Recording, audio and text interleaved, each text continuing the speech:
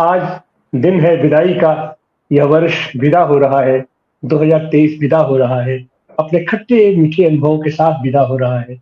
और खास करके वह भारत जो विश्व गुरु हुआ करता था, विश्व मंच पर जिसकी अपनी स्थिति थी, जिसका अपना वजूद था, एक लंबे अरसे की पराधीनता के बाद हम स्वाधीन हुए और ऐसी हालत में देश में दुनिया में हमारा कोई अस्तित्व नहीं था। एक तरीके से हम गुलाम देश से आजादी पाए थे, गुलाम देश के रूप में हम।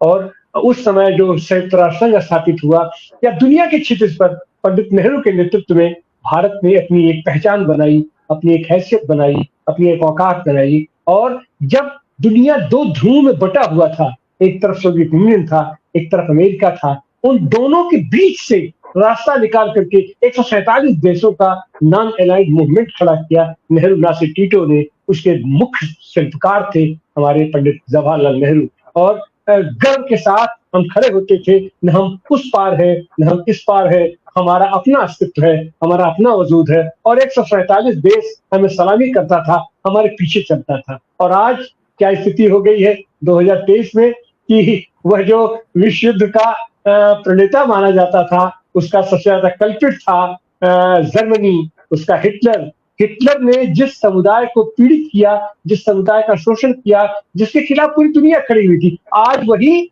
शोषण का और आक्रामकता का और तानाशाही का प्रतीक बनकर के खड़ा हुआ है।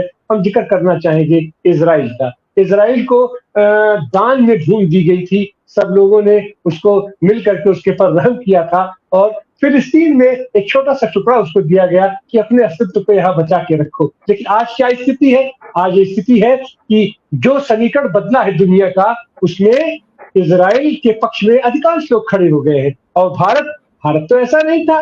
भारत तो बुद्ध का देश है, भारत तो गांधी का देश है, भारत तो शांति का देश है। और भारत का नेचुरल एलाई रहा है फिलिस्तीन। भारत का नेचुरल एलाई है। जितने समाजवादी देश थे, जितने नौ स्वतंत्रता प्राप्त करने वाले देश थे, सब भारत के पीछे चला करते थे, भारत को अपना अगुआ मानते थे। लेकिन आज आज क्या है? वैश्विक क्षितिज पर भारत की क्या स्थिति है? हम कहां पहुंच गए 2023 में? इसको विदा करते करते हम कहां हैं और आगे हमें कहां जाना चाहिए? इस पर हम बात करने के लिए हमारे साथ अंतर्राष्ट्रीय मामलों के विशेषज्ञ फिरोज मीठी बोरवाला साहब है, बंबई से आते हैं। आपका मीठी बोरवाला साहब बहुत बहुत स्वागत है 2023 के इस अंतिम एपिसोड में। तो आप कैसे देखते हैं वैश्विक क्षितिज पर भारत की क्या स्थिति है? क्या आगे आप इससे क्या उम्मीद करते हैं?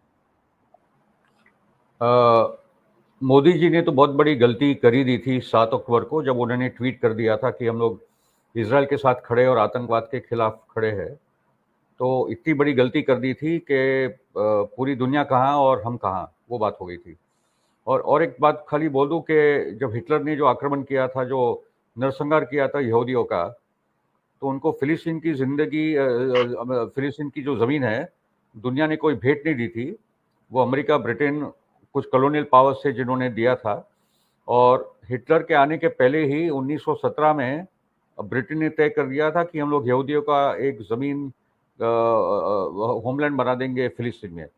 तो हिटलर और नाजीज के आने के पहले ही अंग्रेज साम्राज्यवाद ने तय कर लिया था, 1917 में फ्रांस ने तय कर लिया था कि जूस को यूरोप से निकाल के उन सबको यहाँ बसाएंगे। ठीक है। और जब यूनाइटेड नेशन में वोटिंग हुई तब भी भारत ने उसका विरोध किया था कि ये जो हो रहा है गलत हो रहा है।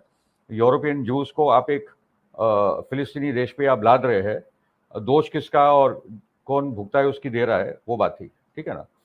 तो इसलिए ये एक क्लासिकल सेटलर कॉलोनियल यूरोपियन जो apartheid Nazi colonial settler state जो इम्पोज किया गया था पैलेस्टाइन पे, आज वो पूरा हार रहा है। ये युद्ध में भी हार रहा है। ये तो एक वो बात है।